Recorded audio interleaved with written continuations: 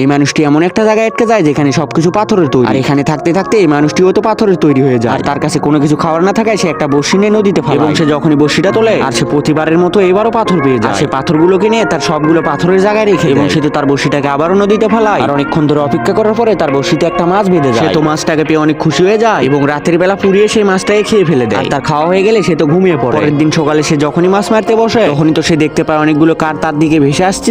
তার সাথে থাকা পাখিটি তো তাকে সাহায্য করে এবং তারা দুইজন মিলে কাঠ থেকে উপরে তোলে। আর অনেকদিন ধরে চেষ্টা করার কারণে এই লোকটি তো অনেকগুলো কাঠ দিয়ে এখান থেকে পালানোর জন্য ছোট্ট একটি প্লেন তৈরি করে। পরের দিন সকালে তো সে তার তৈরি করা প্লেনটা একটা কাঠের উপরে রেখে দেয় এবং তার পাখিটা যে উপরের পাথরের বস্তাটাকে ফেলে দেয়। এটা করার কারণে তো লোকটি অনেক উপরে উঠে যায় এবং তার তৈরি করা প্লেনটির পাখা মিলে দেয়। সে তো অনেক ভালোভাবে আকাশে উড়তে থাকে। তখনই তো তার প্লেনটা থেকে একটা লোহা উঠে আসতে থাকে। সে হাতুড়ি দিয়ে সেই লোহাটাকে ডাবিয়ে দিতে থাকে। সে তো বুঝতে পারে এটা খুলে আসতে পারে, তার কারণে সে একটা দড়ি বের করে এবং লোহাটাতে শক্ত করে বেঁধে দেয়। আর তখনই তো মেঘের সাথে বাড়ি খেয়ে তার পাখাটা খুলে যায়। তার পায়ের সাহায্যে তার প্লেনটা উড়াতে থাকে। তখনই তো তার প্লেনটা খারাপ হয়ে যায় এবং একটা পাথরের সাথে বাড়ি খায়। মানুষটি তো কোনোভাবে বেঁচে যায় এবং সে দেখতে পায় সে তো আবার ওই জায়গায় চলে এসেছে। আর সে এভাবে আজীবন ওখানে আটকে থাকে।